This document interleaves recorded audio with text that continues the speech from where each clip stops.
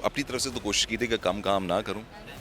वो कुछ करना ऐसा हुआ है कि कुछ चीज़ें ऐसी जो बन चुकी हैं वो नहीं आई ऑनलाइन, कुछ ऐसी हैं जो कि प्रोडक्शन में बीच में कहीं पे शायद रह गई। ज़्यादातर चीज़ें ऐसी हैं जो कि अभी तक रिलीज़ नहीं हुई हैं। मैं हमेशा ये कहता रहा हूँ कि तो फिल्में जो चलती हैं, हिट हो या ना हो तो बात की बात है, वो तो मासेस चलाते हैं भाई। अब जो सिनेमा हॉल हैं इतने एक्सपेंसिव हैं कि कहाँ से अफोर्ड करेगा।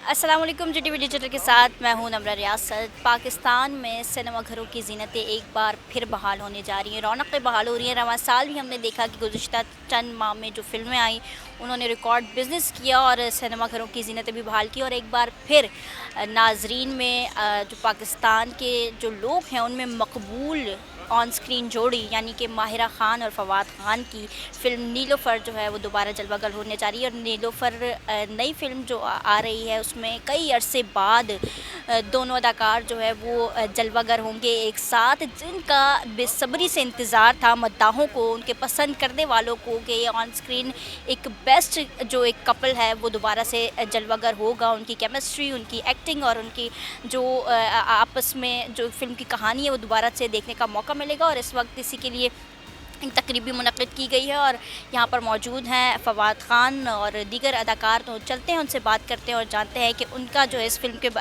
के साथ तजर्बा कैसा रहा और क्या अब नाज़रीन को देखने का मौका मिलेगा। नीलोफ़र फ़िल्म आ रही है, बहुत टाइम बाद जो है वो लोगों को आपकी केमिस्ट्री और आपके जो एक कपल है ऑन स्क्रीन बेस्ट कपल उसको देखने का मौका मिल रहा है। नीलोफ़र की कहानी क्या पेश करती है और फैंस के लिए क्या मैसेज?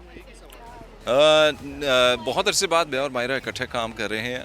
नया जोश है, नया वलवला है और एक नया जादू है मुझे लगता है नीलोफ़र में जो हमने क्रिएट करने की कोशिश की है। होपफुली जब आप 28 नवंबर को सिनेमा में जाएंगे तो आपको पसंद आएगी।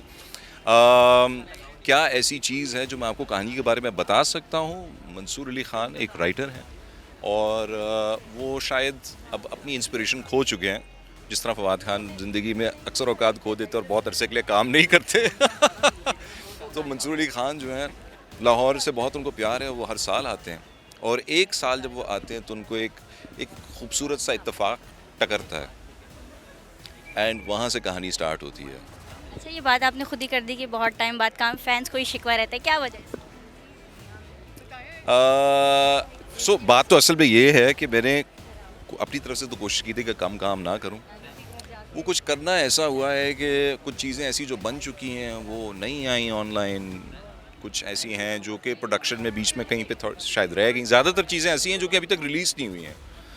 मैं जब 70-80 का हो जाऊंगा तब आएंगी तो वो मुझे बड़ा दुख होगा। मैं तो चाहता हूँ जल्द से जल्द आएँ, बट आई थिंक हर चीज़ का अपना एक एक एक मुकर्रर वक्त होता है कि जिस पे वो चीज़ आती है, मतलब उसकी तकदीर है कि वो कल आए, आ जाए, उसका मैं कुछ कर नहीं सकता। But that is the main reason why मैं इतना नज़र नहीं आता। हाँ, और दूसरी चीज़ ये, मुझे वाकई में कम काम करने का शौक़ है, बिकॉज़ मुझे ऐसे लगता है कि मैं कम करूँगा तो शायद बेहतर कर पाऊँगा। मेरे अंदर वो सलाहियत नहीं है कि मैं 4-4 चीज़ें इकट्ठी कर सकूँ एक वक्त में।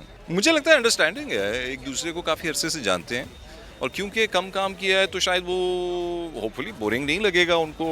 मुझे लगता है कि अच्छी जो किसी के साथ भी पेयरिंग जो है वो बार बार रिपीट होती जाए तो शायद वो अपना वो चार्म लूज़ कर देती है। May be this pairing has not would not lose it's charm अगर बार बार की जाए, बट एक दूसरे को बिकॉज़ हम इतने अच्छे दोस्त हैं तो मुझे लगता है कि काम करने में वो ऑटोमेटिकली चीज़ निकल आती है उस चीज़ की वजह से।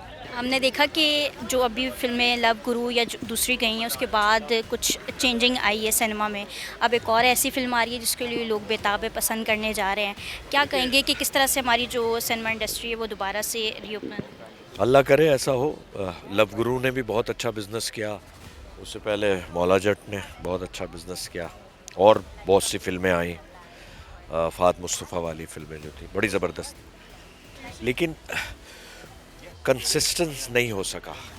उसकी वजह है कि फ़िल्म बीन आपने ख़त्म कर दी है, सिनेमा ख़त्म हो गए। मैं हमेशा ये कहता रहा हूँ कि तो फिल्में जो चलती हैं, हिट हो या ना हो तो बात की बात है, वो तो मासेस चलाते हैं भाई। अब जो सिनेमा हॉल हैं इतने एक्सपेंसिव हैं कि कहाँ से अफोर्ड करेगा जो मिडिल क्लास लोग जो हैं या लोअर मिडिल क्लास। तो इस पे सोचना चाहिए जो सिनेमा ओनर्स हैं, उसके टिकट कम करें, सुबह से शो शुरू करें, 100 रुपये से टिकट रखें, फिर आगे जाके बढ़ाते रहें उसको यार।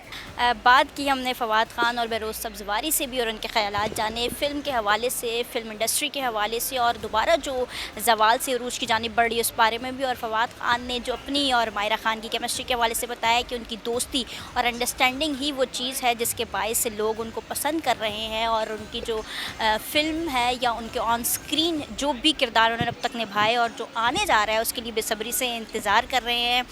फ़िल्म की कहानी के हवाले से भी उन्होंने थोड़ा सा बताया कि एक जो है वो मोहब्बत और दो लोगों की जो एक अंडरस्टैंडिंग है उस पर मबनी कहानी है। और नीलोफर में दोबारा जो जिस तरह से ये दोनों लोग, दोनों अदाकार ऑन स्क्रीन जो फेवरेट कपल हैं, मद्दाहों में मकबूल हैं, उनकी जो केमिस्ट्री आ रही है उसमें काफ़ी अरसे बाद ये दोबारा दोनों एक साथ जलवागर हो रहे हैं। और अपने कैरियर के हवाले से भी बताया कि मद्दाहों को बहुत ज़्यादा इंतज़ार करना पड़ता है क्योंकि वो बेचैन होते हैं और इस पर सवाल भी अक्सर करते हुए नज़र आते हैं कि कब जो है वो जलवागर होंगे फवाद खान। और उन्होंने अपने बताया कि वो काम कम करते हैं और उसकी वजह भी बताई दोनों की ऑन स्क्रीन कपल की मकबूलियत की कि कम काम करना और फिर उसको अच्छे से निभाना उन किरदारों को, यही वजह कि वो लोगों में मकबूल है। और उन्होंने पैगाम दिया है अपने मद्दाहों को कि जो नीलोफर सिनेमाघरों में रिलीज़ होगी तो पहुँचे और उन्हें सपोर्ट भी करें।